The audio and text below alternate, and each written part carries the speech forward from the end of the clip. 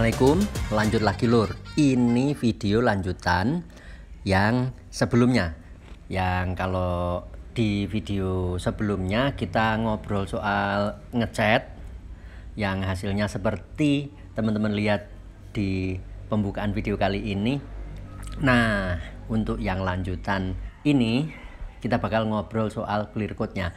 Sebenarnya ndak ada yang istilahnya gitu teknis aplikasi yang super, enggak, biasa aja. Cuman ini yang perlu kita sampaikan ketika kita jumpai clear code sampai kering hardenernya. Jadi clearnya masih ada tapi hardenernya keduluan kering. Nah, ini kebetulan kami mengalami. Jadi karena salah nempatin hardener, jadi di tempat kami ada satu spot yang kalau siang terik gitu ada sinar matahari nerobos. Meskipun bagian atas tetap ada atap. Nah, nggak taunya untuk clear yang ini yang kita pakai si Nikon 200 hardenernya mengering. Terpaksa ya kita kasih hardener yang lain. Kebetulan ini hardener yang ada pakai Wanda sama-sama 21. Terus pertanyaannya, kalau clearnya 41 dan hardenernya 21, ikut yang mana nanti? Nah, itu kita obrolin di next video ya. Kebetulan ada juga skenario kerjaan yang mengharuskan kita kawin silang antara clear code dengan hardenernya. Jadi nggak ada rotan akar pun jadi, atau nggak ada akar rotan pun jadi ya. Oke, nah kali ini kita bikin adukan untuk nembak 4 panel, fender kanan kiri, kap mesin dan fender dan bumper depan. Kita bikin adukan kurang lebih 500 mili. Ini induk kita bikin 350 mili, habis gitu hardenernya sekitar 175 mili. Jadi total 475 mili dan kita kasih thinner kurang lebih 25an mili. Total sekitar 500 mili. Jadi kalau ngomong persentase thinner seberapa ya? Kurang lebih 5%. Jadi misal 475 itu kalau 10%-nya 47,5 mili. Nah, ini kita kasih sekitar 25 mili. Jadi kurang lebih ya sekitar 6 atau maksimal 7%.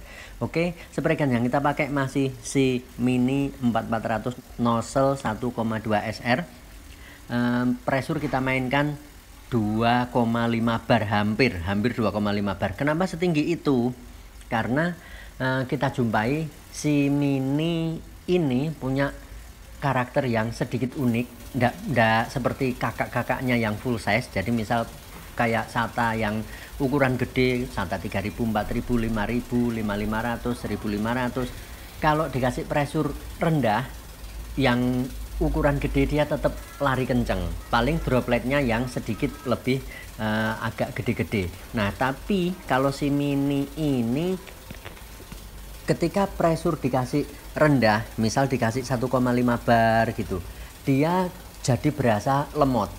Jadi yang kami jumpai kalau pengen ngebut pakai si Mini, selain kita kasih setting mode full wide open, pressure-nya kasih sedikit lebih tinggi. Apakah ini nanti ndak terlalu boros ke material dibanding kalau pakai pressure yang lebih rendah? Tentunya tetap ada sedikit lebih boros dibanding dengan yang dikasih pressure lebih tinggi. Kenapa? Karena overspray juga tentunya sedikit lebih banyak. Tapi kalau dikalkulasi kami jumpai misal pakai pressure 2 bar kita habis 100 mili, kalau pakai 2,5 bar kita habis sekitar 105 mili. Jadi ndak terpaut banyak banget, masih dalam batas wajar.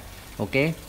Nah, karena ini panelnya lebar, terus kita tembak pakai spray gun mini, salah satu tip atau trik mungkin ya, ini pengalaman dari dulu kita usaha untuk katamin F75.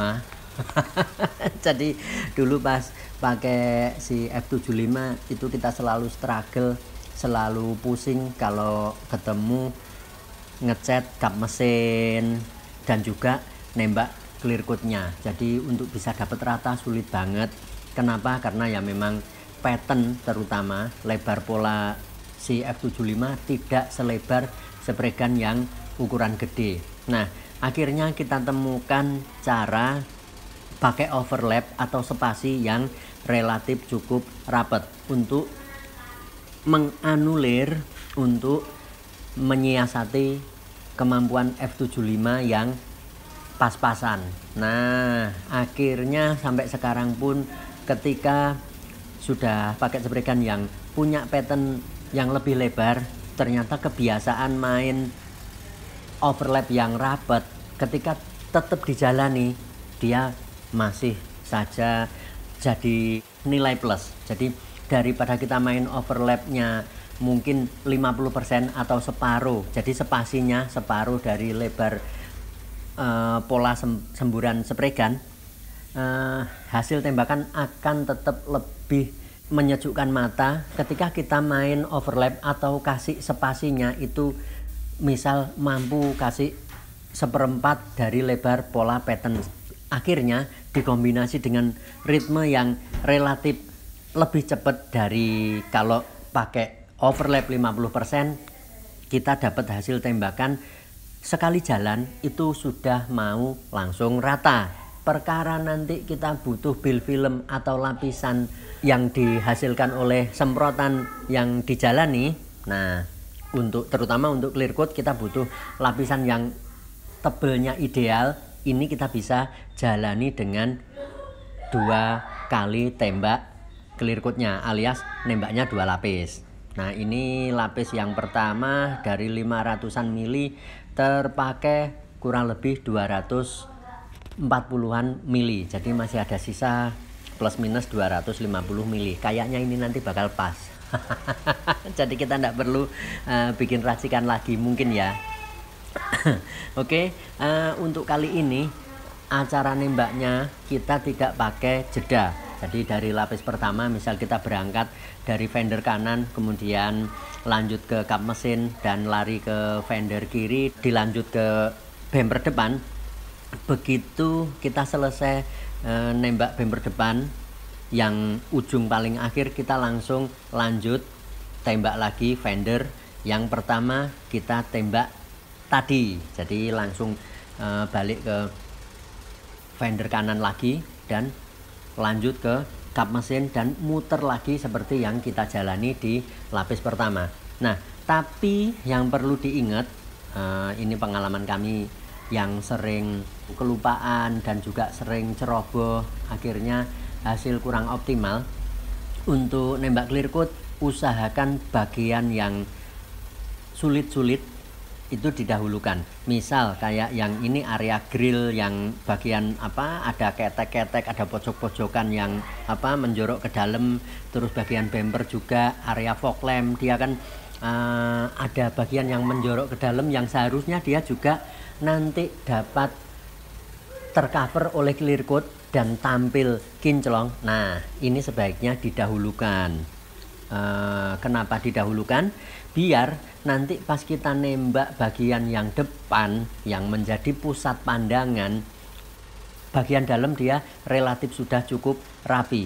Begitu kena overspray dari bagian luar, ketika kita nembaknya tidak pakai mode jeda terlalu lama alias pakai mode one play attack, clear yang ada di bagian-bagian dalam dia relatif masih basah.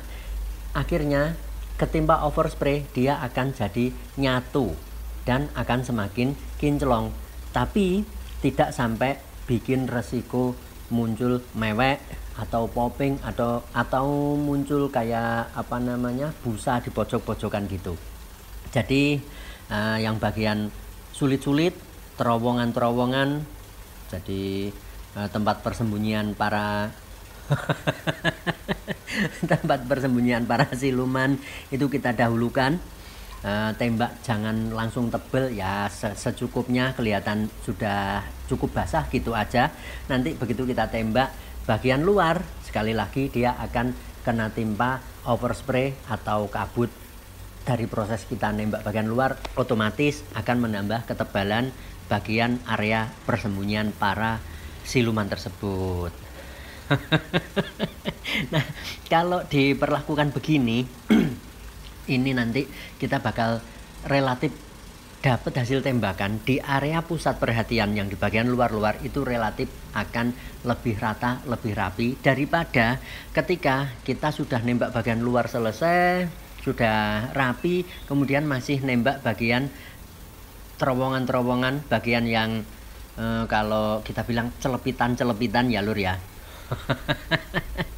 Itu nanti resiko ketika kita nembak bagian dalam-dalam yang sempit-sempit itu, overspray akan bikin tekstur di bagian luar jadi kurang rapi. Oke? Cuman ya kalau ngomong fair tetap saja kita masih sering kelupaan. Oke, nah ini macam kita pas nembak bagian bumper gitu, karena dia banyak tekukan, cekungan, ada banyak gua, terowongan dan lain sebagainya. Ya, ini tantangan tersendiri untuk bikin bisa dapat rapi utuh di semua bagian panel. Karenanya